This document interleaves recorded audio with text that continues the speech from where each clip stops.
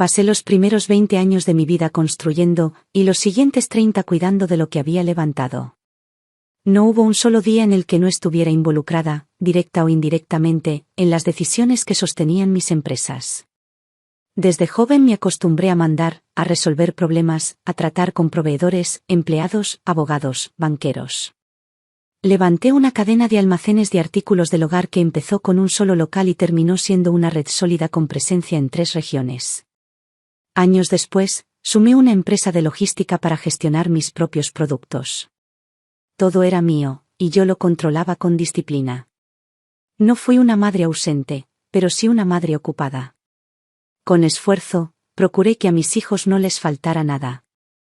Comían bien, vestían mejor que yo, iban a colegios privados, viajaban cada verano y cada invierno, tenían lo que otros solo soñaban. Me aseguré de que tuvieran una vida segura, protegida y sin las penurias que yo había vivido de niña. Mi hija se llama Natalia. Mi hijo menor, Damián. Ambos crecieron en una casa grande, con servicio doméstico y chofer. Les encantaba presumir con sus amigos del tamaño de nuestra piscina y de que en casa había más baños que personas. Nunca los dejé solos, pero nunca los sobreprotegí. Les exigí resultados. Les enseñé que lo que teníamos no era un regalo, sino el fruto de un trabajo constante, disciplinado y, muchas veces, agotador. Ellos no lo entendieron nunca. Fingían que sí, repetían frases que me escuchaban decir, pero en su interior vivían con el convencimiento de que todo lo que había construido algún día sería completamente suyo, y que les bastaría esperar a que yo no estuviera para tomar las riendas, no para seguir el legado, sino para venderlo y convertirlo en efectivo. Era como si cada metro cuadrado, cada estante, cada inventario, cada cuenta bancaria fuera ya parte de una herencia que no se habían ganado. Cumplí 65 años en abril. Ese año no quise hacer fiesta, aunque insistieron.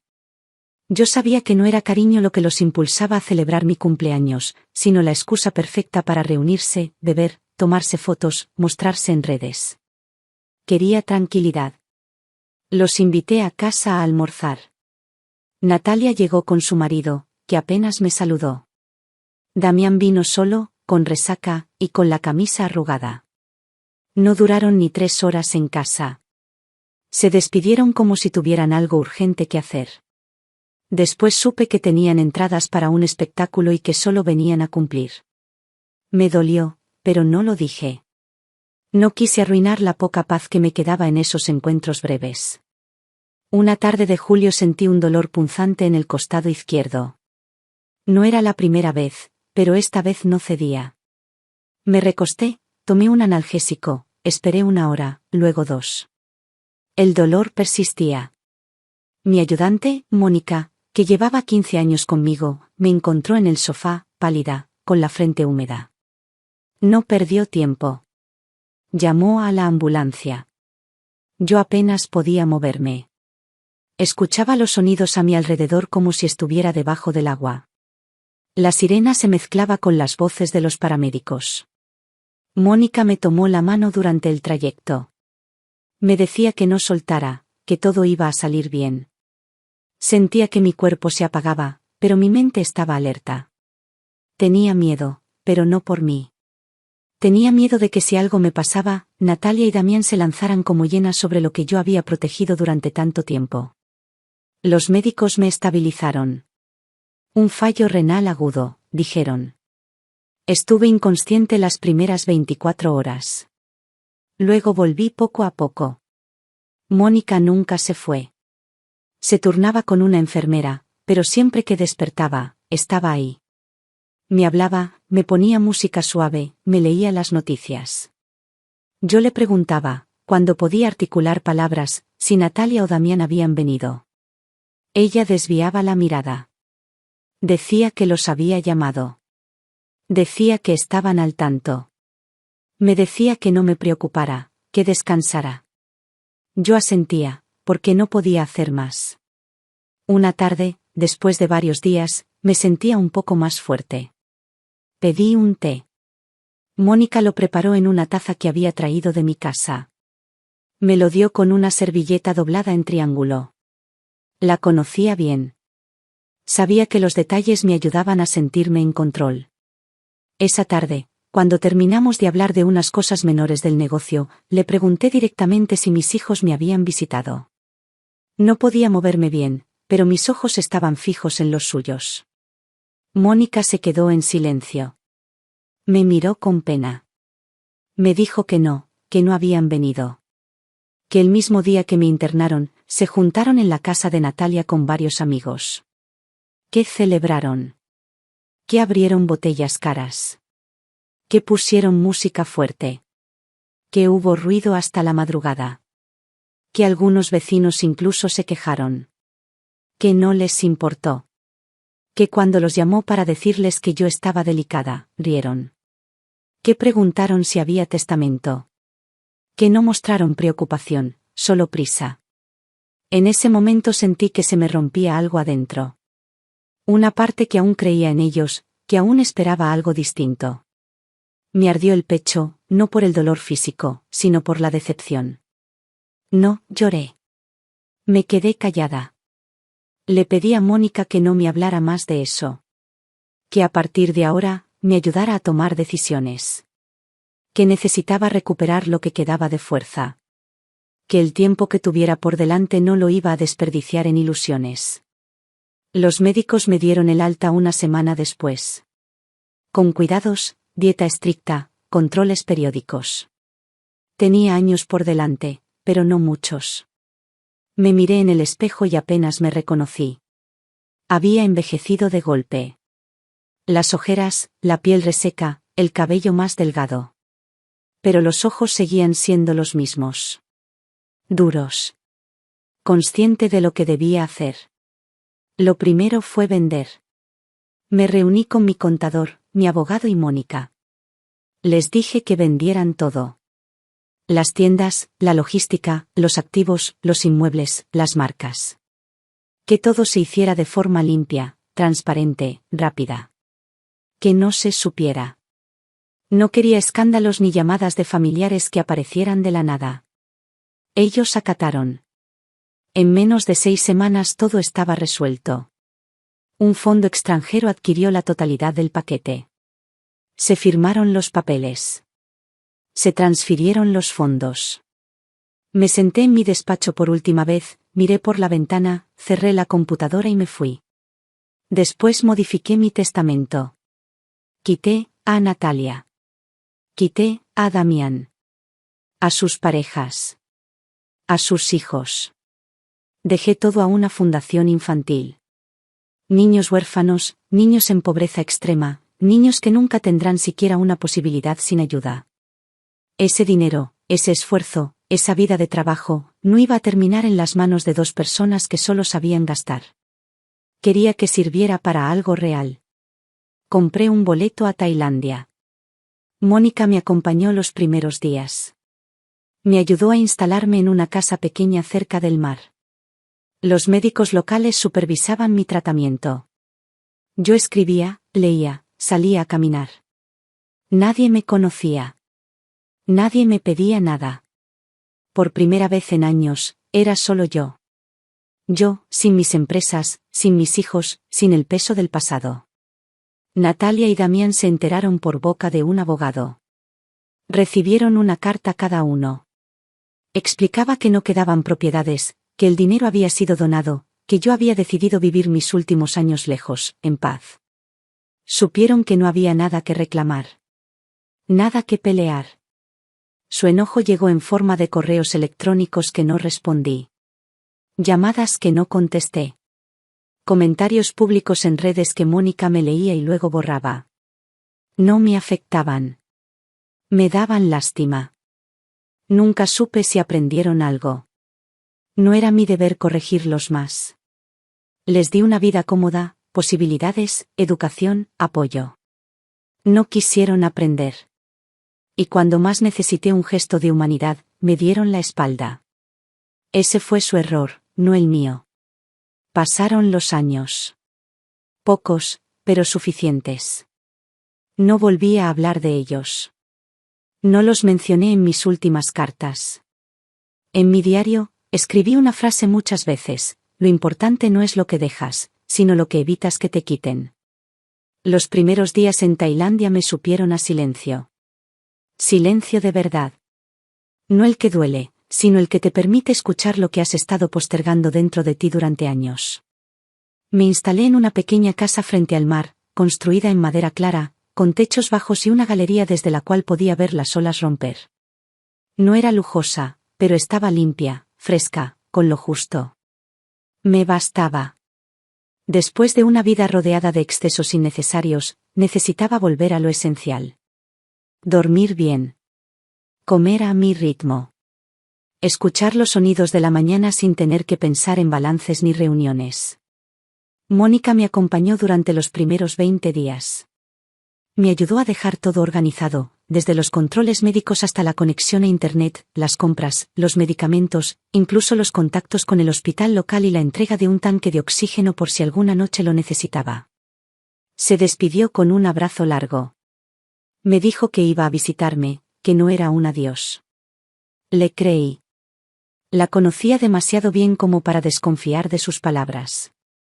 Cuando se fue, me senté sola frente al mar con una taza de té y entendí por primera vez que no había vuelta atrás. No quería volver. Me acostumbré rápido a la nueva rutina. Me despertaba temprano, antes del amanecer. Caminaba descalza por la arena aún fresca, sentía el agua tibia en los pies y veía cómo el sol se despegaba lento del horizonte. Hacía yoga con una mujer australiana que vivía 2 casas más allá. Hablábamos poco. Compartíamos una paz sin necesidad de explicarla. Después de la práctica, desayunaba fruta, pan de arroz y un café que compraba en un pequeño puesto donde el dueño me reconocía ya desde lejos. Siempre tenía una sonrisa para mí. En su inglés quebrado me decía que yo era una señora fuerte. Le respondía con una sonrisa discreta. No sabía nada de mí, pero tenía razón. Los controles médicos se volvieron rutinarios. El doctor que me atendía era joven, eficiente, amable. Me hablaba sin rodeos, cosa que siempre agradecí. Mi condición se había estabilizado.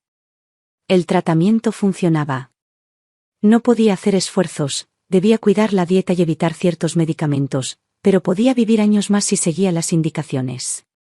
Cada vez que salía de una consulta, volvía a casa con una sensación ambigua. Por un lado, la certeza de que todavía tenía tiempo. Por otro, la confirmación de que ese tiempo tenía un límite claro, inamovible. No pensé en Natalia ni en Damián durante las primeras semanas. Me había prometido a mí misma no cargar más con su sombra. Pero con el paso del tiempo, sus nombres volvieron a aparecer en mi cabeza. No con dolor, sino con una mezcla de incredulidad y distancia. A veces me preguntaba cómo podían haber llegado a ese punto. No era solo desinterés. Fue crueldad disfrazada de indiferencia. Les había dado todo lo que un hijo puede esperar de una madre. Y lo único que me devolvieron fue abandono. Una tarde, mientras revisaba los papeles que había traído en mi maleta, encontré una carta que había escrito antes de partir. La había guardado por si me pasaba algo en el vuelo. Era una carta de despedida. Breve. Clara. En ella explicaba que me iba por decisión propia, que no quería que me buscaran, que no deseaba que mi vejez fuera una sala de espera para que otros hereden. La releí varias veces. No me generó tristeza. Me sentí coherente con la persona que siempre fui. Nunca permití que me pasaran por encima. No iba a permitirlo ahora. Conocí a algunas personas del lugar. Un matrimonio italiano que había dejado su vida en Roma para abrir un restaurante vegano. Una mujer francesa que daba clases de pintura en un centro comunitario. Un pescador local que vendía pescado fresco todos los jueves en un puesto frente al muelle. Ninguno me preguntaba demasiado. Agradecía esa discreción.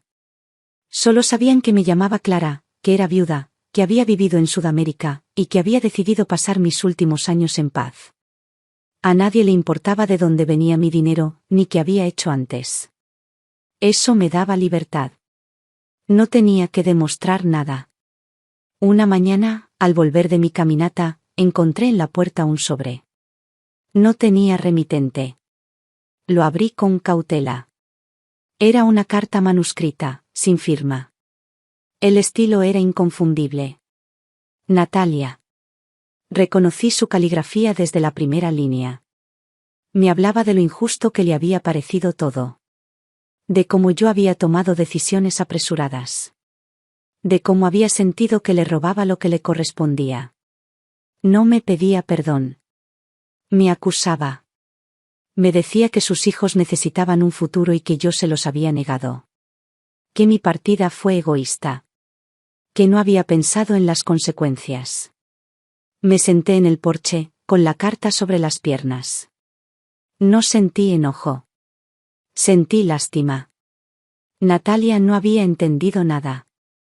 No había comprendido que el verdadero legado no está en el dinero, sino en la dignidad con la que se vive y con la que se enfrenta la muerte. Me hablaba como si yo le debiera algo. Como si haberle dado todo no hubiera sido suficiente. Como si su fracaso personal fuera culpa mía. Rompí la carta en pedazos pequeños y la arrojé al mar. El agua se los llevó sin resistencia. Las semanas pasaron lentas. Leía mucho. Escribía también. Empecé a llevar un diario en el que registraba no solo lo que hacía, sino lo que pensaba. A veces me perdía en reflexiones largas sobre la maternidad, la herencia, la ingratitud. Otras veces escribía sobre el mar, los colores del cielo, el olor de los jazmines que florecían en el patio. Nadie me interrumpía. Nadie me juzgaba. Era un alivio que jamás imaginé necesitar. Una tarde, el médico me dio una noticia inesperada. El tratamiento estaba funcionando mejor de lo previsto. No significaba una cura, pero sí una ralentización importante. Me dijo que podía vivir varios años más, siempre y cuando mantuviera el ritmo. Al salir de la consulta, me detuve en la playa. Observé a unos niños jugar con una cometa roja. Corrían descalzos, riendo, cayendo y levantándose con la energía intacta. Me quedé allí largo rato. Pensé que eso era lo que había querido desde el principio. Que ese era el sentido que necesitaba darle a mi vida. Redoblé mi compromiso con la fundación. Empecé a involucrarme más. Conocí a los responsables. Pedí informes. Comencé a financiar directamente programas educativos y de salud para niños en zonas rurales. Escribí cartas a los beneficiarios. Me respondían con dibujos, con palabras torpes pero sinceras. Me sentía útil. Me sentía viva. Ese dinero que mis hijos veían como un billete de escape, yo lo veía como una llave que abría puertas para otros. Eso me daba paz. Mucha más que cualquier legado familiar. Un año después de mi llegada a Tailandia, recibí otro sobre. Esta vez era de Damián. A diferencia de Natalia, su tono era más sutil, pero igual de manipulador. Me decía que estaba pasando por un mal momento. Que había invertido mal. Que lo habían estafado. Que necesitaba ayuda. Que no me pedía todo, solo un poco. Que era mi hijo. Que no lo podía dejar así. No respondí. Guardé la carta en una caja y la cerré con llave. No quería discutir. No quería explicar nada. Ya había dicho todo con mis actos. No me iba a desgastar en palabras. Cada vez que alguien me preguntaba si tenía hijos, respondía que sí, pero que hacía mucho que no los veía. No mentía. Pero tampoco explicaba. No eran parte de mi presente. No los necesitaba. Había aprendido a vivir sin esa carga emocional. Y en el fondo, sabía que ellos también seguían con sus vidas. Siempre encontrarían a alguien que los rescatara. A mí me quedaban los niños que ayudaba, los amigos nuevos, el mar. Me quedaba la certeza de haber hecho lo correcto. Había algo en el clima de aquel lugar que me enseñaba a respirar diferente. No como quien está apurada por llegar a algún lado, ni como quien necesita aire porque se le va la vida. Respirar despacio, sin urgencia, sin tensión. Me di cuenta de eso una mañana en la que, por costumbre, traté de revisar mi agenda y no encontré nada escrito. Había vivido tantos años siguiendo un orden estricto, de lunes a domingo, que tener una hoja en blanco me causó vértigo. Pero fue solo ese día. Al siguiente, ya no lo sentí como vacío, sino como libertad. Estaba aprendiendo, a los 65 años, a vivir sin reloj. Cada semana tomaba un taxi hasta la pequeña sede de la fundación en la ciudad. Me gustaba ver el avance de los proyectos, conocer los nombres de los niños, escuchar los informes. Empecé a colaborar en decisiones estratégicas, no porque me lo pidieran, sino porque tenía experiencia y tiempo. Lo hacía sin títulos, sin cargos, sin aplausos. Sabía que lo que aportaba tenía impacto real, y eso bastaba. Al principio me veían como una señora extranjera que venía a curiosear. Luego comprendieron que hablaba con conocimiento y que no me interesaba figurar. Me gané su respeto sin buscarlo. Mantenía contacto con Mónica a través de correos cada 2 semanas. Me contaba novedades, me mandaba fotos del jardín de la casa en la que habíamos vivido tantos años.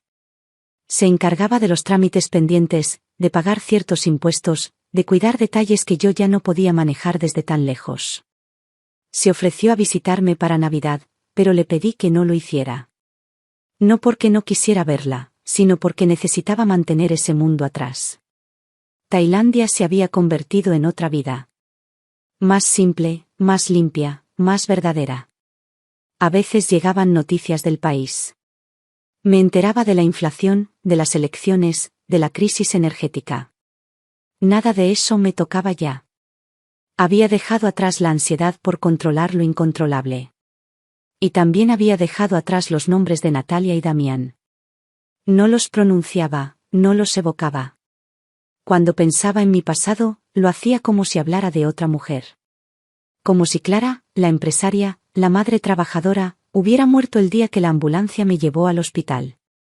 Y de alguna forma, así fue. Lo que quedó después era otra cosa. Más pequeña, más verdadera, menos decorada. Con el tiempo, la salud se estabilizó de manera casi milagrosa. El tratamiento renal, los cuidados, la comida sin sal, el descanso. Todo parecía alinearse para darme algo que no esperaba, longevidad. El médico me dijo que no podía prometerme nada, pero que los indicadores eran mejores cada mes. Me sugirió que empezara a hacer planes a largo plazo. Me reí. No necesitaba planes.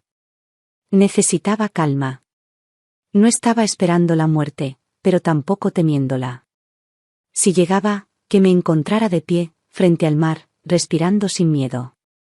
Una mañana de agosto, encontré un sobre nuevo. Esta vez estaba firmado. Natalia otra vez. La letra era más torpe.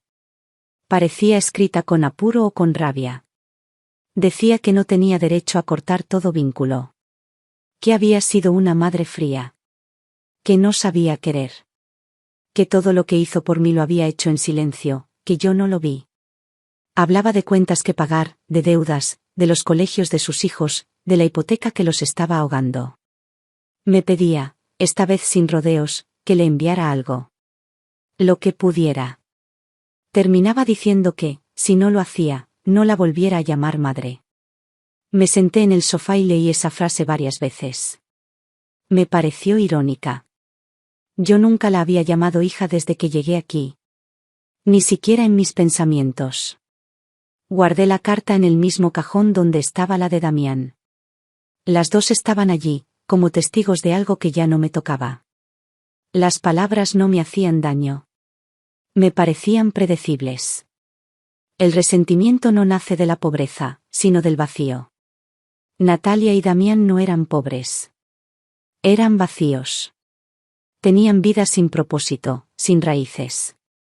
Les di herramientas, pero no las quisieron usar. Y ahora me culpaban de sus fracasos. Era más fácil culpar que asumir. Más fácil señalarme como la causa de sus ruinas que aceptar que lo arruinaron todo por comodidad, por soberbia, por esperar que yo lo resolviera siempre. Los meses se sucedían con lentitud hermosa. Las lluvias venían con fuerza y luego el sol volvía a secar todo en cuestión de horas. Las flores crecían salvajes. Los árboles daban sombra y fruta. El mercado era un desfile de olores nuevos. Aprendí a cocinar platos simples con arroz, coco, jengibre, pescado fresco. Me gustaba experimentar con sabores distintos. Me gustaba sentarme a escribir después de almorzar, cuando el calor era pesado y la luz lo bañaba todo de naranja. Escribía mis memorias, pero no para publicarlas. Las escribía para dejar constancia, para poner en palabras lo que nunca dije. En una de esas tardes, recordé a mi madre. Fue una mujer fuerte, dura, de manos ásperas y voz firme. Crió sola a 3 hijos. Nunca pidió ayuda. Nunca se quejó. Yo aprendí de ella la resistencia. Tal vez también la distancia. No era cariñosa, pero era justa. Nunca nos dejó sin comer, sin escuela, sin techo. Tal vez eso fue lo que yo quise replicar con Natalia y Damián. Creí que lo material bastaba si lo acompañaba de orden, de educación, de posibilidades. Me equivoqué. No por darles demasiado, sino por no enseñarles a valorar lo que se da sin exigencia. Una tarde me visitó un grupo de niños de la fundación. Vinieron a conocer el mar. Nunca lo habían visto. Algunos lloraron al pisar la arena. Otros se reían como si estuvieran en una montaña rusa. Me senté con ellos, les conté historias simples, les di frutas, jugos. Me abrazaban sin miedo, sin vergüenza. Uno me preguntó si yo era abuela. Le dije que sí. Él dijo que era la abuela del mar. Reí. Me gustó el nombre. Así me empezaron a llamar los voluntarios. La abuela del mar. Un título que no tenía herencia, pero sí afecto. Los médicos me recomendaron escribir cartas de despedida. Me dijeron que era una práctica que ayudaba emocionalmente. Lo hice. Una para Mónica. Otra para la fundación. Otra para mí. En ninguna mencioné a Natalia ni a Damián. No por venganza. Por coherencia. Mi última voluntad estaba clara. Mi dinero ya tenía dueño. Mis restos serían cremados y esparcidos en el mar.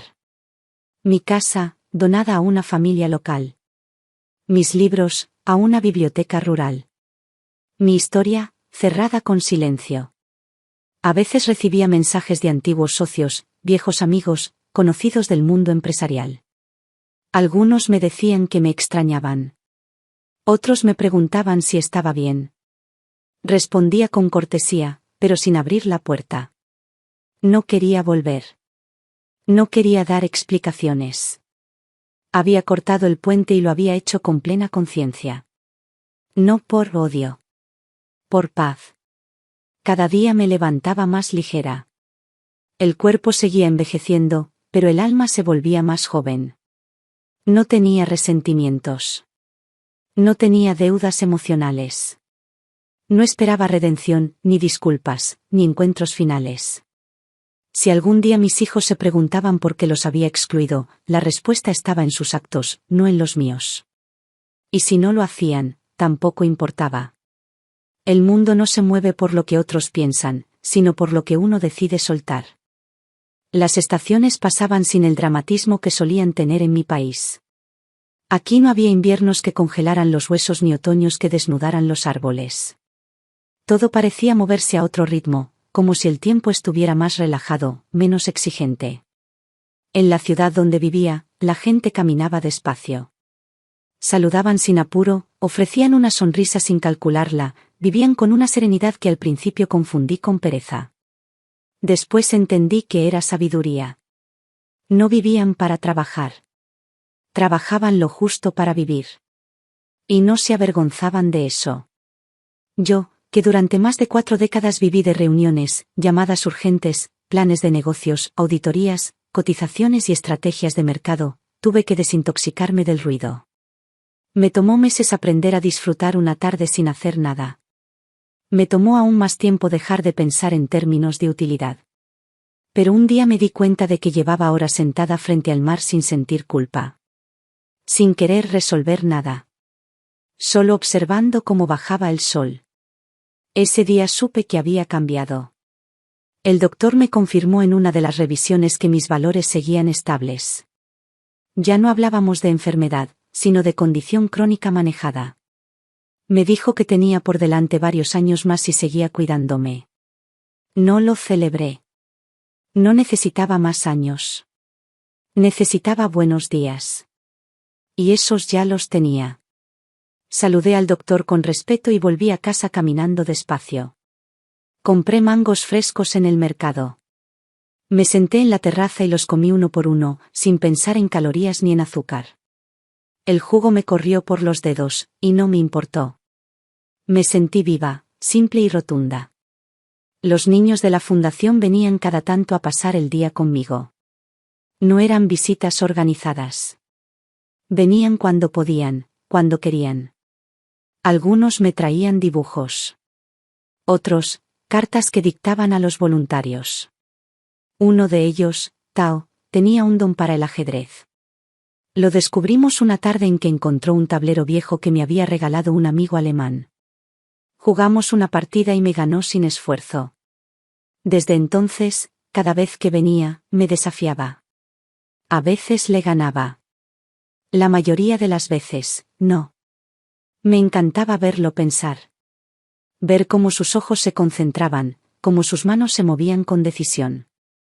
Tao tenía 10 años y una inteligencia silenciosa, aguda. Le doné libros, una computadora, clases. Quería que tuviera las oportunidades que mis propios hijos nunca supieron valorar. Una tarde recibí un sobre diferente. No venía ni de Natalia ni de Damián. Era de una abogada que decía representar a ellos dos. Me informaba de una solicitud para revisar el testamento, argumentando que yo no estaba en plenas facultades mentales al momento de firmarlo. Decían que mi decisión había sido influenciada por terceros, que mi aislamiento voluntario podía ser interpretado como señal de vulnerabilidad emocional. Me acusaban de haber sido manipulada por Mónica. Decían que ella me había convencido de alejarme, de regalar mi fortuna, de vivir escondida. Me reí al leerlo. Reí con ganas. No de alegría, sino de incredulidad. Ni siquiera fueron capaces de aceptar una decisión como adulta. Necesitaban una excusa. Una historia en la que yo fuera débil, víctima, controlada. ¿Por qué no podían aceptar la verdad, que los había dejado fuera porque no merecían estar dentro? Llamé a Mónica. Le conté lo que había llegado. Me dijo que ya lo esperaba. Que su abogada estaba preparada. Que no había forma legal de revertir nada. Que estaban intentando ganar tiempo, generar presión, ensuciar. Le agradecí por haberme cuidado, por no responder a sus provocaciones. Le pedí que no me contara más del tema. Volví a la playa al día siguiente. Caminé más de 1 hora. Mis piernas dolían, pero no me detuve.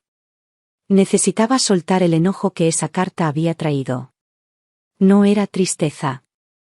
Era una mezcla áspera de decepción y desdén.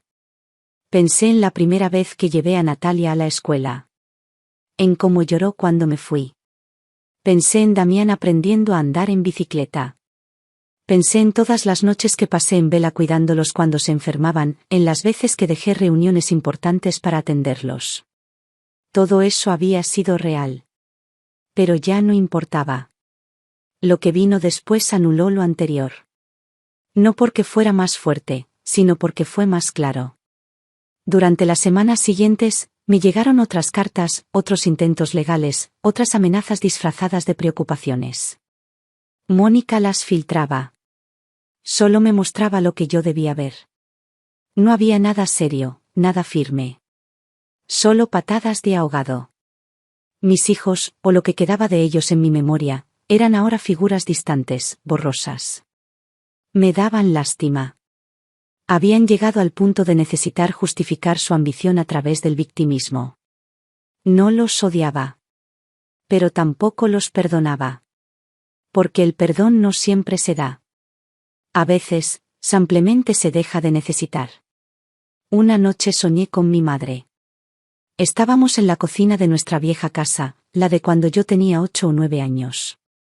Ella picaba cebolla y me hablaba de cosas sencillas, del precio de las papas, del clima, de una vecina que se había mudado.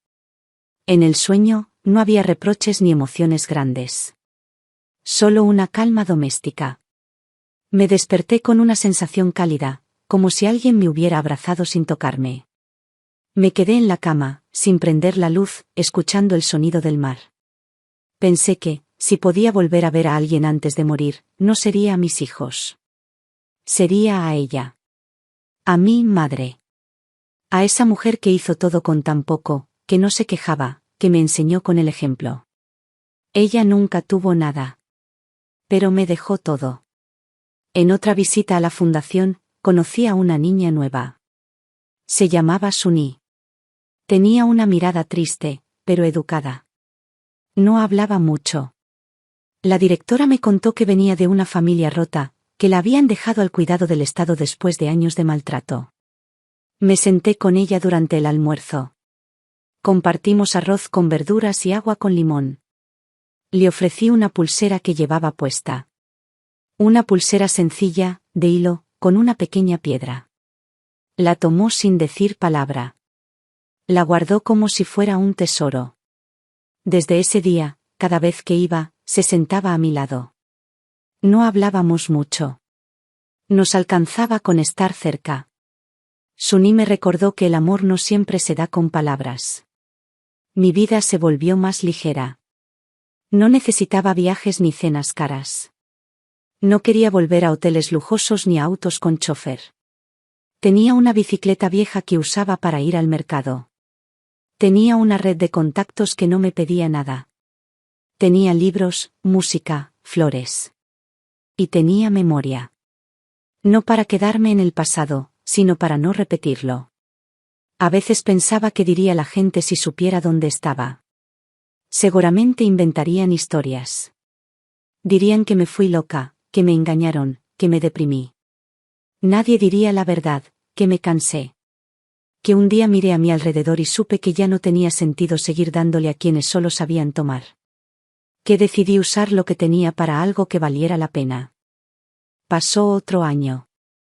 No sabría decir en qué momento exacto lo supe, pero en algún punto entendí que ya no esperaba nada de nadie. Ni noticias, ni disculpas, ni llamadas que llegaran por sorpresa. Me di cuenta una tarde en la que llovía fuerte y el cielo estaba tan gris que parecía de plomo. Estaba sentada en la terraza, con una manta en las piernas, y no me preocupaba que pasaran los días así. Ni siquiera revisé el calendario. Había soltado la costumbre de contar el tiempo, y con ella, la costumbre de esperar algo de los demás.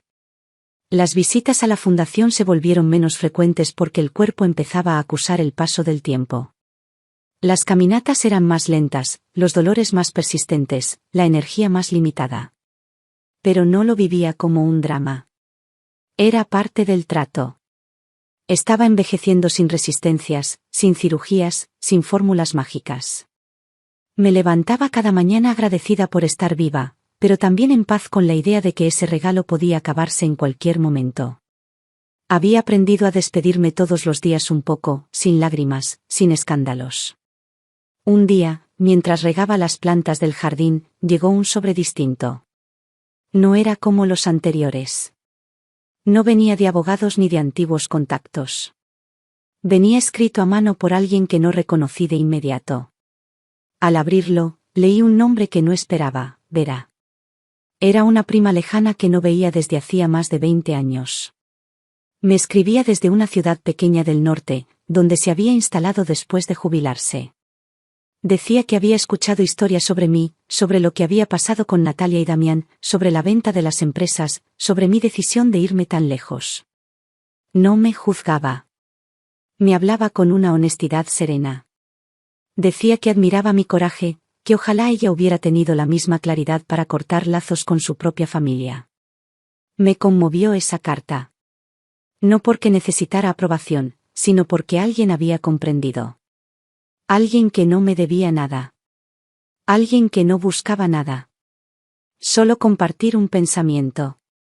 Le respondí. Con cuidado, con lentitud. Le conté cómo era mi vida, sin idealizarla. Le hablé del calor, del mar, de los mangos dulces, de los niños que me visitaban, de las cartas que rompía sin leer. Le dije que ya no creía en el deber de mantener vínculos solo porque haya sangre de por medio. Que una madre puede criar, alimentar, sostener, pero no puede obligar a nadie a quererla. Y que cuando no hay afecto verdadero, lo único digno es el silencio.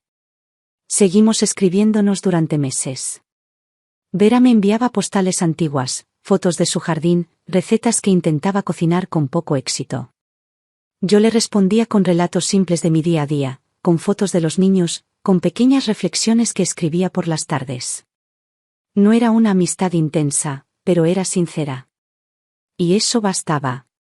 A esa edad, uno no necesita intensidad. Necesita verdad. Una mañana, Mónica me llamó. Me sorprendió su tono.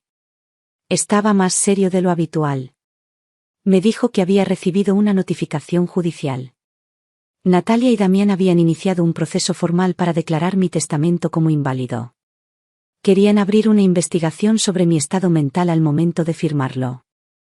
Alegaban abandono emocional, influencia indebida, deterioro cognitivo. Buscaban argumentos para acceder a lo que habían perdido. Querían recuperar el control, no porque me extrañaran, sino porque aún soñaban con el dinero. Le pedí que no me explicara los detalles. Que se encargara como creyera mejor. Confiaba en ella. No quería dedicarle tiempo a esa batalla.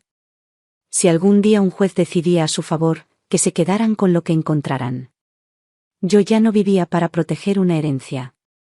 Vivía para cuidar mi tiempo. Mónica insistió en que no había riesgo real. Que todo estaba blindado. Que los jueces ya habían visto demasiados casos así y que era evidente lo que ellos querían. Le creí.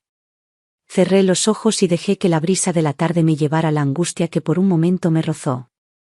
Escribí una nueva carta para la fundación. No para cambiar el testamento, sino para dejar instrucciones claras sobre mi funeral. Quería que fuera simple. Que no gastaran dinero innecesario. Que mis cenizas fueran lanzadas al mar, sin ceremonia. Que usaran ese día para dar una merienda a los niños. Jugos, frutas, arroz dulce. Que no se hiciera de mí un monumento. Que me recordaran como una mujer que eligió cerrar bien las puertas antes de irse. Me hice amiga de una señora japonesa que vivía sola unas calles más allá. Se llamaba Haru. Tenía 76 años y un jardín impecable. Nos encontrábamos los domingos a media mañana. Caminábamos juntas por un sendero detrás de las casas, donde crecían bambúes y cañas. Haru me hablaba de su infancia en Osaka, de su esposo muerto hacía décadas, de su hija que no la visitaba. No lo decía con tristeza. Lo decía como quien acepta una lluvia larga. Nos entendíamos sin tener que explicarnos demasiado. Éramos dos mujeres que habían decidido envejecer sin mendigar afecto. Dos mujeres que sabían que la soledad no siempre es castigo, que a veces es refugio. A Tao lo seguí viendo. Ya tenía 11 años y hablaba con más confianza. Seguía ganándome en ajedrez. Me contaba que quería ser ingeniero o astronauta. A veces las dos cosas. Me decía que quería construir una máquina que volara por el mar. Le dije que si lo lograba, tenía que venir a buscarme. Sonrió. Me trajo un dibujo de su máquina. Era un pájaro con hélices. Lo colgué en la pared del comedor. A veces lo miraba y pensaba que todo el dinero que había regalado valía solo por ese dibujo. El tiempo se volvió más liviano. Los dolores seguían, pero no eran enemigos. Eran recordatorios. El cuerpo hablaba, pero yo ya no discutía con él. Aprendí a dormir siestas largas. A no contestar todos los correos. A dejar conversaciones sin terminar. A vivir sin reloj. A dejar el teléfono en silencio. Aprendí a despedirme en paz. No de la vida, sino de las cosas innecesarias. De los ruidos del pasado. De las exigencias que ya no tenían sentido. Mónica volvió a llamarme un día. Me dijo que habían desestimado el caso de mis hijos. Que el juez había sido claro. Que no había pruebas, que el testamento era legal, que el destino de mi dinero estaba claro. Me agradeció por confiar en ella. Yo le dije que era al revés.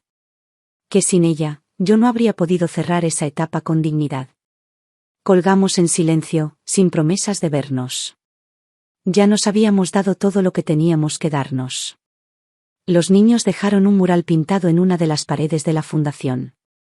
Aparecía una mujer de espaldas, mirando el mar.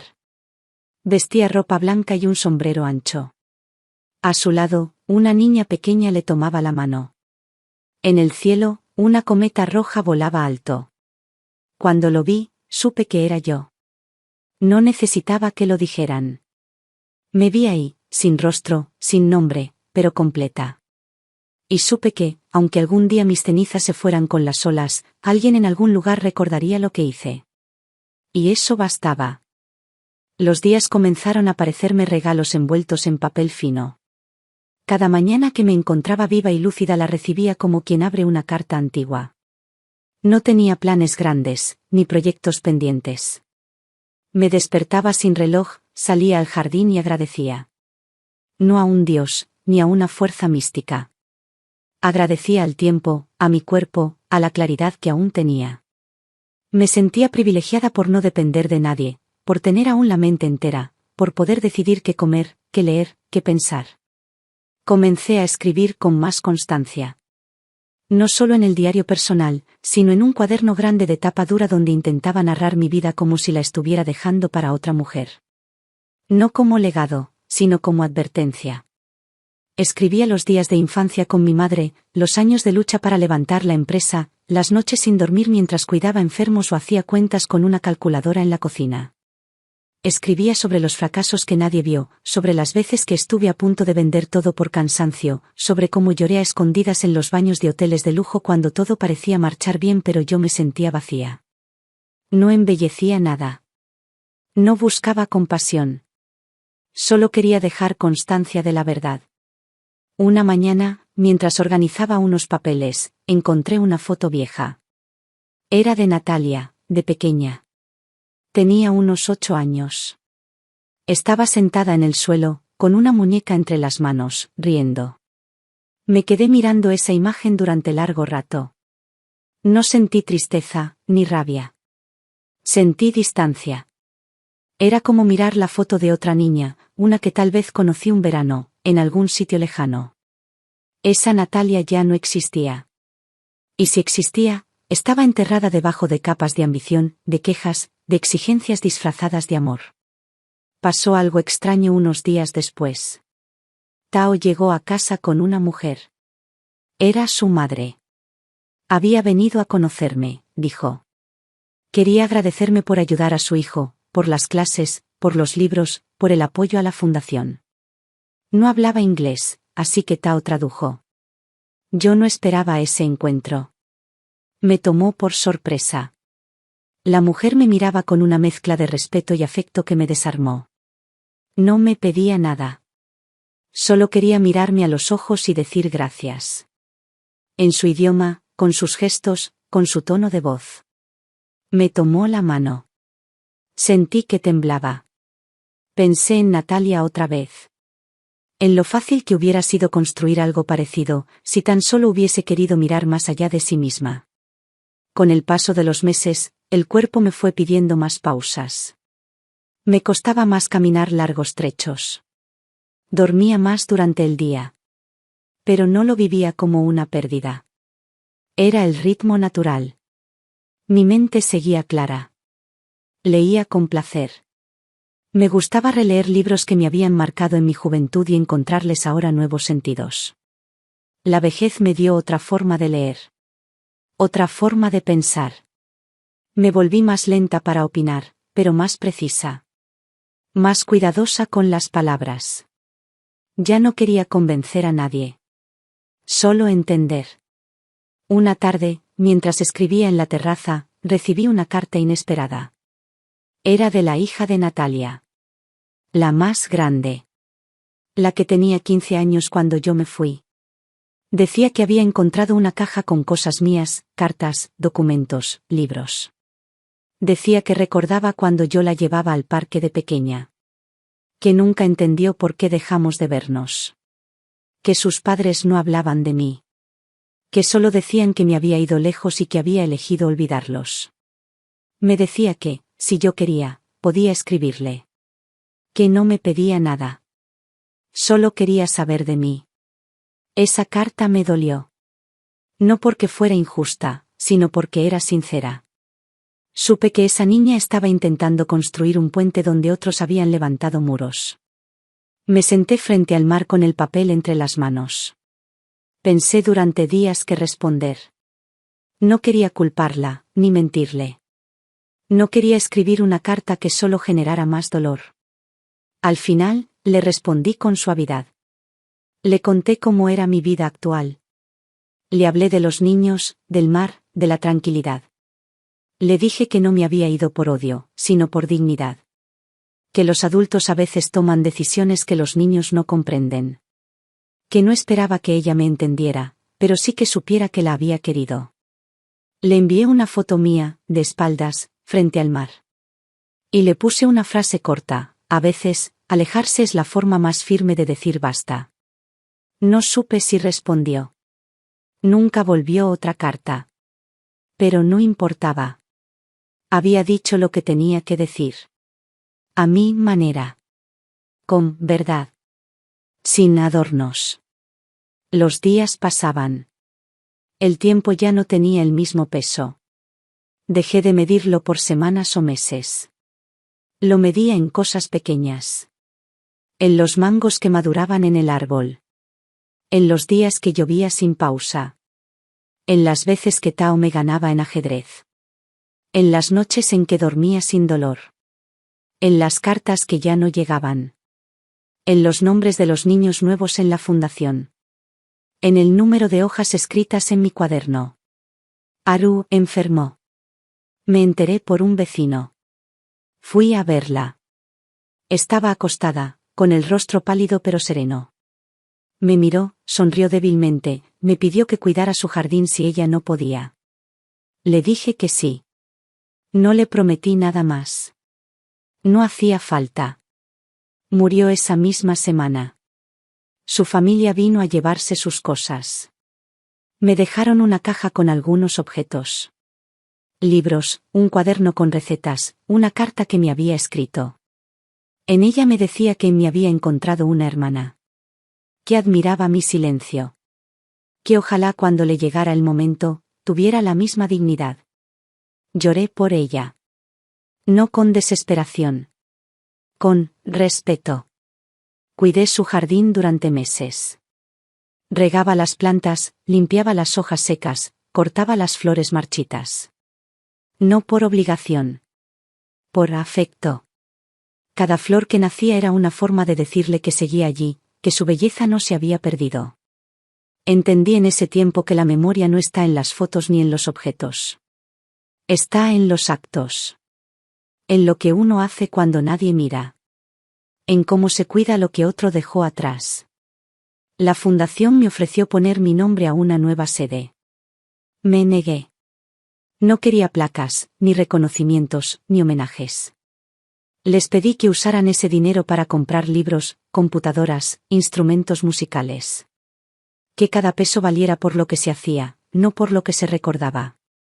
Ellos respetaron mi decisión. Lo agradecí en silencio. A veces soñaba con mi madre. Otras veces con la casa vieja. A veces con mi perro de infancia. Nunca soñé con Natalia ni con Damián. Era como si mi mente también hubiera decidido dejar de llamarlos. Como si en el fondo supiera que ya no eran parte de mí. No con rabia, sino con lucidez. El médico me dijo que debía empezar a pensar en cuidados paliativos. No de inmediato. Pero sí en algún momento. Le agradecí la franqueza. No me asustó. Era una etapa más. Como la niñez. Como la adultez. Como los silencios. Le dije que cuando llegara ese momento, quería estar en mi casa. Nada de hospitales. Nada de tubos. Nada de luces frías. Solo mi cama, mi manta, mi vista al mar. Me prometió que lo haría posible. Esa noche, al cerrar las ventanas, sentí una certeza limpia. Había vivido lo que debía vivir. Había tomado las decisiones difíciles sin temblar.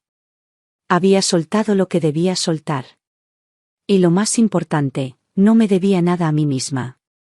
La temporada de lluvias trajo consigo una quietud especial.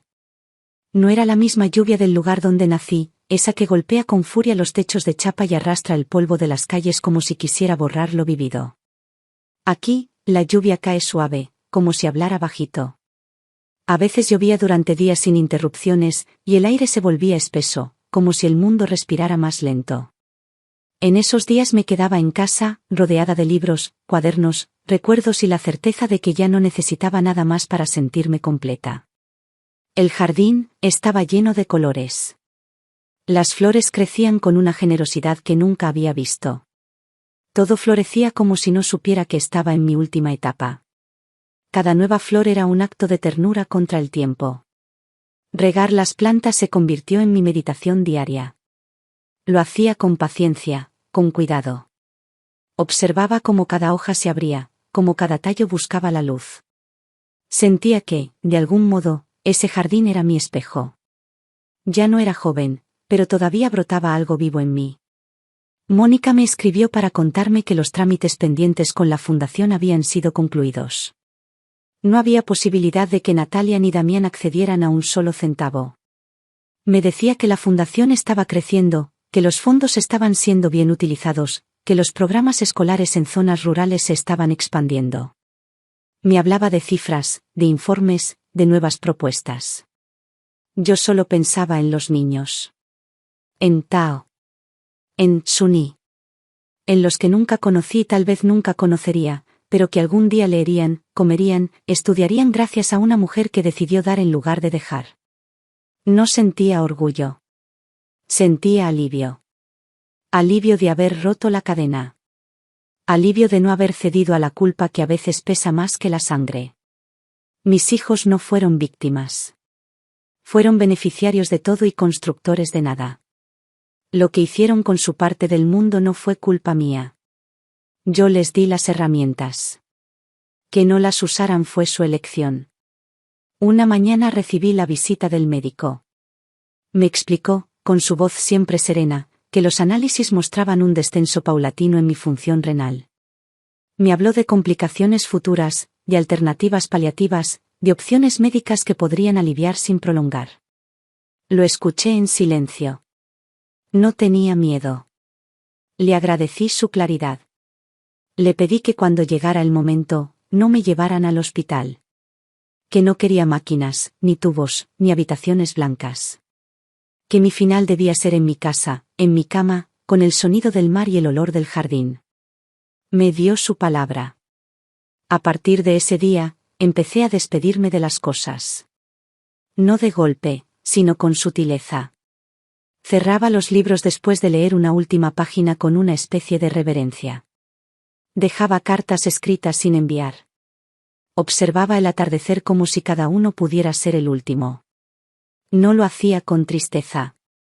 Lo hacía con conciencia. Despedirse en paz es un privilegio que no muchos tienen. Yo lo tenía, y no lo iba a desperdiciar. Una tarde Tao vino solo. Había crecido.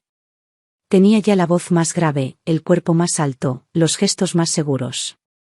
Me trajo un tablero nuevo. Lo había hecho él con madera reciclada. Jugamos en silencio.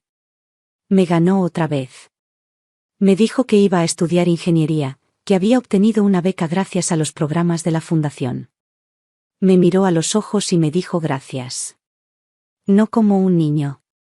Como un hombre joven que sabía lo que significaba haber recibido algo real. Le pedí que no dejara de venir, aunque yo ya no pudiera jugar. Me prometió que sí. Me creí esa promesa. Escribí una carta para él esa misma noche. Le conté cosas que no había dicho a nadie. Le hablé de mis errores, de mis dudas, de los días en que tuve miedo. Le conté cómo fue ser madre de 2 hijos que terminaron lejos, no por distancia, sino por vacío. Le dije que el amor sin respeto es solo una forma de chantaje. Le dejé esa carta junto con una pequeña caja con uno de mis relojes antiguos. El único que había guardado. No por el valor, sino por lo que representaba, tiempo. Me tomé mi última foto poco después. Estaba sentada en la galería, con un vestido blanco, el mar de fondo y una flor en el cabello. Una de las voluntarias me la tomó sin que se lo pidiera. Me la mostró después y me reconocí. No en el rostro cansado, ni en las arrugas. Me reconocí en los ojos. Eran los mismos de siempre. Firmes. Claros. Sin rencor. Pasaban los días y el cuerpo comenzaba a apagarse sin estruendo.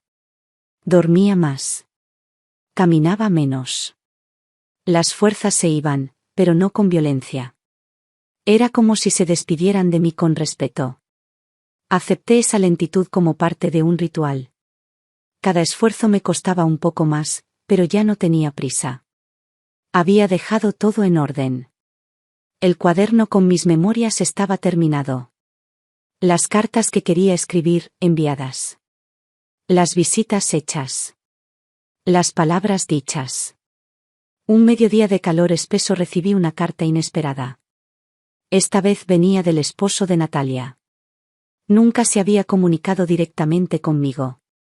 Me decía que lamentaba muchas cosas, que entendía que no podía pedirme nada, pero que quería que supiera que las cosas no estaban bien. Decía que Natalia había caído en una depresión profunda.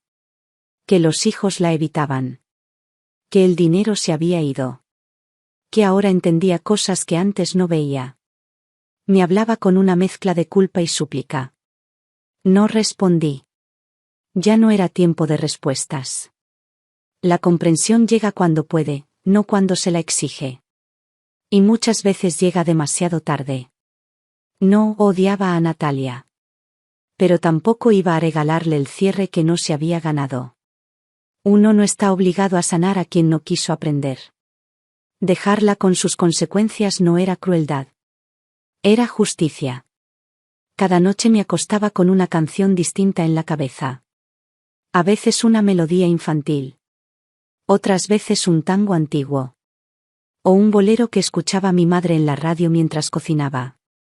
Cerraba los ojos y dejaba que el recuerdo me llevara. No necesitaba más que eso. El cuerpo dolía, sí. Pero no importaba. Lo esencial estaba intacto. Escribí mi última entrada en el diario un domingo al atardecer.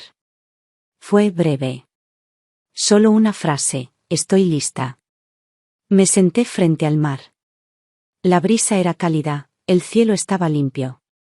Sentí una paz que no se puede explicar. No era resignación. Era plenitud. Sabía que el final no estaba lejos. Y no quería que lo estuviera.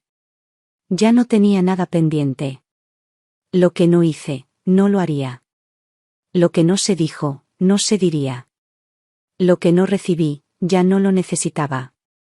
Y por primera vez, después de tantos años, sentí que todo estaba en su lugar. Cuando uno está cerca del final, el mundo se vuelve más claro.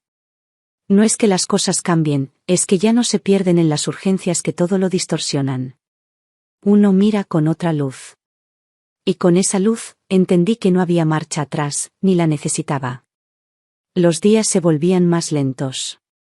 El cuerpo ya no respondía como antes. Levantarme de la cama era una tarea que me tomaba media mañana. Comer se volvió una ceremonia lenta, medida. Me alimentaba como quien riega una planta frágil, con cuidado, sin exagerar. La fundación organizó un pequeño acto en el centro comunitario nuevo. No era para mí, pero me invitaron como parte de los agradecimientos. No fui. Les pedí que enviaran fotos. No necesitaba estar presente físicamente. Yo ya estaba en cada rincón de ese lugar, en cada pupitre, en cada cuaderno, en cada mochila que algún niño llevaba a clases por primera vez. Ver mi nombre en una placa no cambiaría nada. Lo que tenía que dar, ya lo había dado. Tao vino a verme ese día. Se sentó a mi lado, como siempre. Ya era un adolescente. Tenía las manos grandes, la voz grave, una mirada que no había perdido ni una pizca de dulzura. Me leyó un texto que había escrito para el evento. Hablaba de mí sin decir mi nombre. Decía que había conocido a una mujer que no pedía reconocimiento, que no daba discursos, que no firmaba cheques frente a las cámaras, pero que había cambiado su vida. Cuando terminó, me tomó la mano y me dijo que me quería. Lo dijo sin drama, sin buscar efecto. Solo lo dijo. Yo no respondí con palabras. Apreté su mano con fuerza. No podía hablar sin quebrarme. El médico empezó a venir 2 veces por semana. Me revisaba con cuidado. Me hablaba con ternura. Me decía que estaba en el tramo final, pero que estaba bien cuidada. Que pocas personas tenían el privilegio de irse como yo lo estaba haciendo. Le creí. Lo veía en sus ojos. Había acompañado muchas muertes, y sabía reconocer cuando alguien estaba en paz. Una mañana me desperté con un olor especial. Era incienso. Mónica había llegado la noche anterior. No avisó. Simplemente vino. Dijo que necesitaba estar, aunque fuera unos días. La recibí con una sonrisa. Me abrazó sin decir palabra. No nos hacía falta ponernos al día. Habíamos estado siempre en sintonía, a una distancia. Se instaló en la habitación de huéspedes. Ordenó mis remedios. Puso música suave. Me leía por las tardes. Me preparaba infusiones tibias. No hablábamos mucho. La compañía era suficiente. Le dejé instrucciones claras.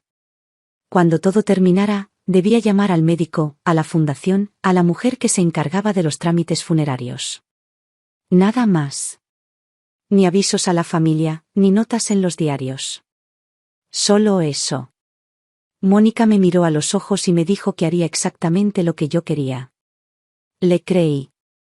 Siempre lo había hecho. Una tarde, recibí una carta más. No la abrí. No tenía remitente, pero reconocí el sobre. Lo dejé en la mesa. Esa noche, le pedí a Mónica que la quemara. No le pregunté qué decía. No me interesaba. Ya no me quedaba espacio para esas palabras. Había cerrado esa puerta hacía años. No la iba a abrir ahora, cuando el viento soplaba tan tranquilo del lado de adentro. Los dolores aumentaban, pero no eran insoportables. Había aprendido a vivir con ellos. Eran mi forma de saber que todavía estaba aquí. Mónica me ayudaba a moverme. Me lavaba el cabello, me cambiaba la ropa. Todo con un respeto que pocas veces he visto en la vida. Nunca me hizo sentir menos. Nunca me hizo sentir como una carga. Le agradecí en silencio cada gesto. No hacía falta más. Pasé muchas horas observando el cielo. Era distinto cada día. A veces celeste puro, a veces gris perla, a veces rosado con nubes lentas. Me gustaba contarle los colores a Mónica, aunque ella también los viera. Le decía que el cielo estaba vestido de seda, o que parecía que alguien lo había pintado a mano. Ella se reía. Decía que era mi forma de no aburrirme. Pero yo sabía que lo hacía para no morirme antes de tiempo. Para seguir disfrutando. Recordé entonces las tardes de infancia con mi madre. Las ollas hirviendo, el olor a pan recién hecho, el calor de la cocina en invierno. Recordé sus manos, siempre ocupadas. Nunca nos dijo que nos quería. Pero lo sabíamos. Yo tampoco fui buena diciendo esas palabras. Tal vez por eso, los que no supieron leer entre líneas, nunca supieron que yo los quise. Natalia y Damián no supieron. Pero tampoco quisieron saber. Les era más fácil acusarme que mirarse al espejo. Y yo ya no podía ayudar con eso. Pasó una semana sin sobres, sin noticias, sin sobresaltos. El médico vino y me dijo que lo más probable era que no llegara al mes siguiente. Le pedí que fuera sincero. Me dijo que ya no quedaba mucho. Respiré hondo. Me miré las manos. Estaban delgadas, con la piel blanda, frágil. Las uñas cortas, los dedos quietos. Manos que habían sostenido todo. Hijos, contratos, decisiones. Ahora se rendían con dignidad. Esa noche escribí mi última carta. Era para Mónica. Le dije que había sido más que una ayudante. Que había sido amiga, aliada, testigo. Que sin ella, yo no habría podido tomar las decisiones difíciles. Que le debía mi libertad. Le pedí que, después de mi partida, se tomara unos meses para ella. Que viajara. Que descansara. Que no dejara que el duelo le pesara más de lo necesario. Le dejé un dinero guardado, aparte del que ya sabía. Para ella, sin condiciones. La vida, en esos días, se volvió una espera amable. No una condena. Una preparación. Cada sonido, cada aroma, cada rayo de luz era un recuerdo en construcción. Mónica me leía en voz alta pasajes de libros que había amado. Fragmentos de mujeres que también habían envejecido sin temor. Nos reíamos a veces. Otras solo respirábamos juntas. El día que supe que todo estaba por terminar, no tuve miedo. Lo sentí en el cuerpo. En cómo la energía ya no subía, en cómo los ojos se cerraban sin orden. Me puse un vestido blanco. Le pedí a Mónica que me dejara sola un rato. Me senté en la terraza, envuelta en una manta. Miré el mar. Escuché su ritmo. Pensé en los niños. Pensé en las flores. Pensé en Tao. En Suni. Pensé en mi madre. Pensé en mí, en esa mujer que fui y que ya no era. Y sentí que todo, incluso el dolor, había valido la pena. El día siguiente amaneció sin sol. Una niebla espesa cubría la playa, y el mar apenas se adivinaba tras una cortina blanca que lo hacía parecer más lejano, más profundo. La humedad lo cubría todo, y sin embargo, dentro de la casa había una paz nueva. El aire estaba quieto, como si el mundo contuviera la respiración en respeto. Dormí muchas horas. Desperté cuando Mónica me trajo una taza de té con jengibre y limón. Me ayudó a sentarme, con una delicadeza que parecía un gesto sagrado. No hablamos. Sus ojos estaban brillosos, pero su rostro era firme. Me acomodó la manta en las piernas y abrió una de las ventanas para que entrara la brisa. Afuera, los pájaros no cantaban. Todo era silencio, incluso el mar. El mar, ese viejo compañero, también había bajado el tono. Me sentía liviana. No había fiebre, ni dolor fuerte, solo un agotamiento profundo. Ya no podía sostener un libro, ni levantar una taza sin ayuda. Pero aún tenía pensamientos claros. Lo supe porque dentro de mí no había confusión. Todo tenía su lugar. Cada recuerdo estaba donde debía estar. Cada persona, también. Pasé ese día mirando las fotos que había dejado Mónica en una caja. No eran muchas. Una de mí con mi madre, en blanco y negro, en la cocina.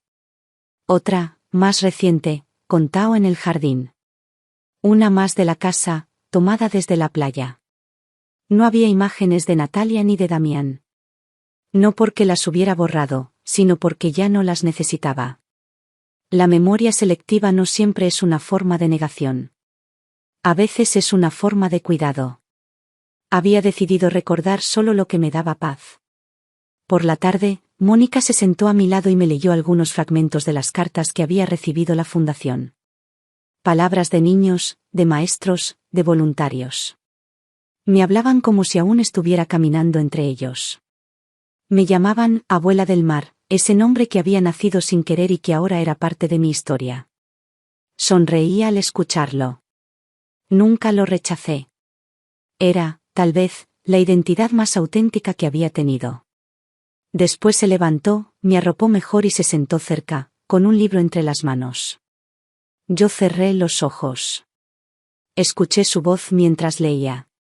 No recuerdo qué libro era. Solo recuerdo el tono. Y cómo ese tono me arrullaba. El tiempo pasaba sin medida. No importaba qué hora era. No esperaba a nadie. No quería nada. No me quedaba nada por pedir. Al día siguiente me sentí más débil. Me costaba hablar. Mónica me preguntó si quería que viniera el médico. Le dije que no con un leve movimiento de cabeza. Ya no hacía falta. Ella lo entendió. Todo estaba listo. Todo estaba en su sitio. Los días siguientes fueron breves. Dormía casi todo el tiempo. Soñaba cosas vagas, como ecos de otras vidas. Sentía el aroma del pan de mi madre, la risa de Tao, el calor de los brazos de Aru. No eran visiones, ni fantasmas. Eran presencias suaves, sin forma, que venían a despedirse. Me dejaban sensaciones, no palabras. Y con eso bastaba. Una noche, me desperté a la medianoche. Todo estaba en silencio. Afuera, la luna iluminaba la playa. Mónica dormía en una silla, al lado de la cama. Me quedé observándola. Pensé en cuánto le debía. En todo lo que hizo por mí sin buscar reconocimiento. Le acaricié la mano sin despertarla. Cerré los ojos. No había tristeza. Había gratitud. Al amanecer, sentí que era el día. No por un dolor, ni por un signo visible. Era algo interno. Una certeza tranquila. Como cuando se apaga una vela sin viento. Respiraba despacio.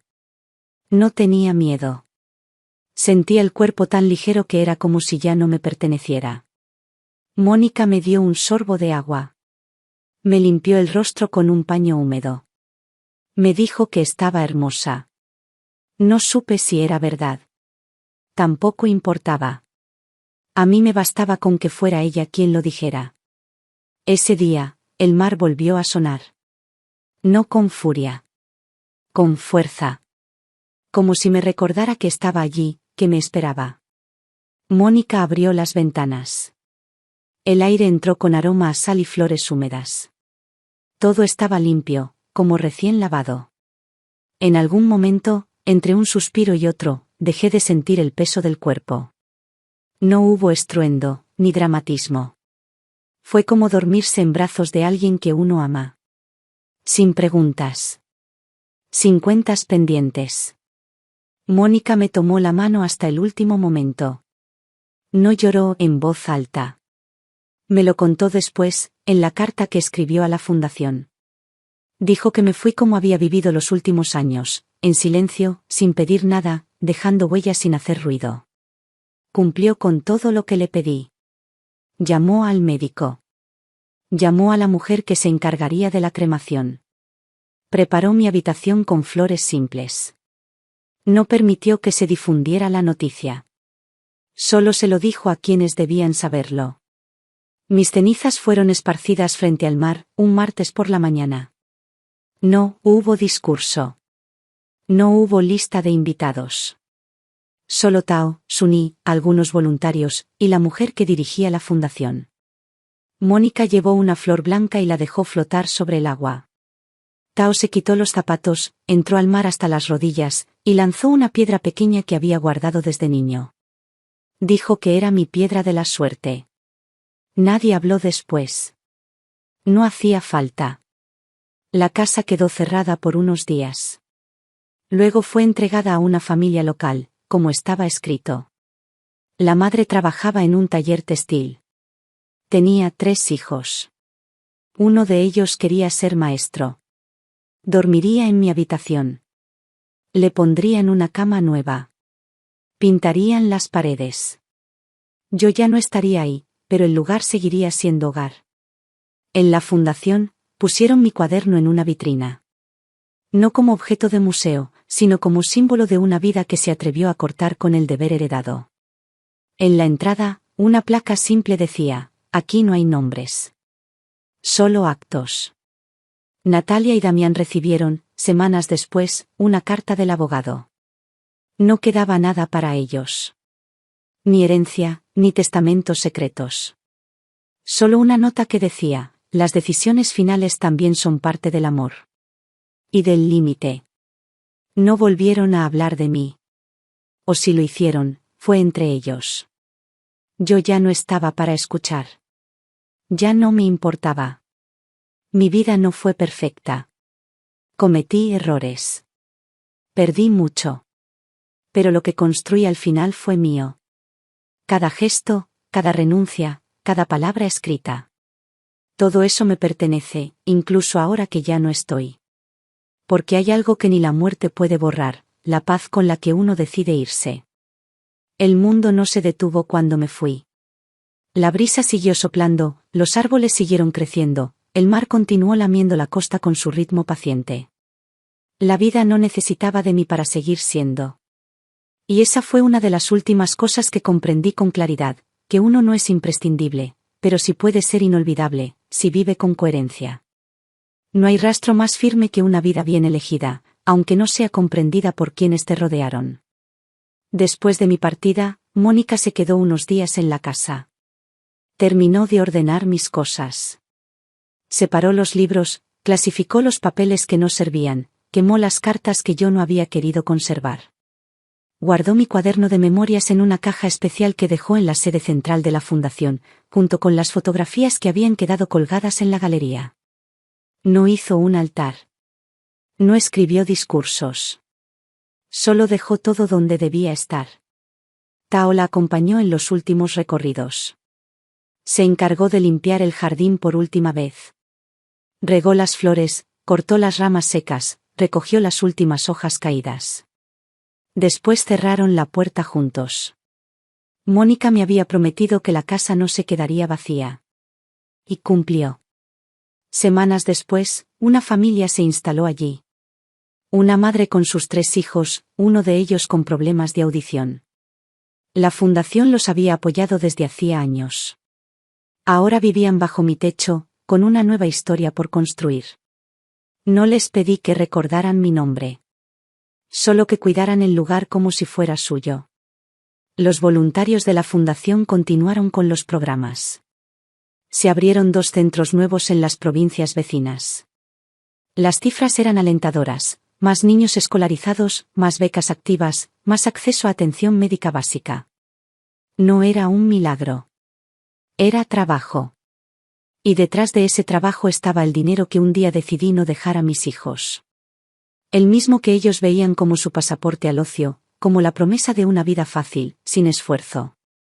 Convertido, ahora, en libros, pupitres, vacunas, meriendas y caminos nuevos. Mónica volvió a su país después de cerrar todos los asuntos. Compró una pequeña casa cerca del mar, no tan lejos del pueblo donde nació. Me lo contó por carta. Me dijo que estaba bien, que no se sentía sola, que paseaba por la playa cada mañana pensando en todo lo que habíamos vivido. Guardaba mi foto en su mesita de noche. No como una carga, sino como una compañía. A veces, cuando hablaba con los vecinos, contaba que había acompañado a una mujer hasta el final y que de ella había aprendido a vivir con menos miedo. Los años pasaron sin alboroto. Mi nombre no volvió a sonar en reuniones familiares. Natalia y Damián, al verse sin acceso a la herencia, dejaron de insistir. No buscaron nuevos juicios, no movieron abogados. Supieron que no había nada que ganar. Supieron también que el silencio era mi última decisión. Un silencio que decía más que cualquier carta. Ella, Natalia, siguió con su vida. Perdió parte de su patrimonio. Se alejó de sus propios hijos, que no quisieron repetir la historia. Damián intentó emprender sin éxito. Fracasó en varios negocios. Lo intentó una y otra vez, siempre con el mismo resultado. Ambos envejecieron con la certeza amarga de que lo tuvieron todo y no supieron cuidarlo. De que se quedaron esperando un futuro que nunca llegó porque dependía de una herencia que no les pertenecía de corazón. Suni, la niña callada que apenas hablaba, terminó la secundaria con honores. Obtuvo una beca completa para estudiar medicina. Quería ser pediatra. En su carpeta llevaba una hoja plastificada con una frase escrita a mano por mí: el tiempo no se hereda, se usa. Mónica me contó que la había leído tantas veces que ya la repetía de memoria. Tao se convirtió en ingeniero. Viajó al extranjero para especializarse. En una entrevista le preguntaron quién había influido más en su vida. Dijo que una señora que no era familia, que no le dejó dinero, pero sí propósito. Dijo que gracias a ella aprendió que el éxito no es tener más, sino necesitar menos para estar en paz. Mi cuaderno de memorias fue leído por algunos voluntarios, traducido al inglés y compartido con nuevas generaciones que llegaban a la fundación. No como una biografía, sino como un relato de decisiones firmes. Nadie hizo un documental. Nadie escribió un libro sobre mí. Y eso me alegra. Nunca quise ser ejemplo. Solo quise ser fiel a mí misma. En algún rincón del mundo, todavía existe la vieja sede donde me sentaba a tomar té con los niños. Todavía queda, bajo una capa de pintura nueva, el mural de la mujer sentada frente al mar con una cometa roja en el cielo. Todavía hay quienes entran y preguntan quién fue ella. Y alguno responde que fue la abuela del mar.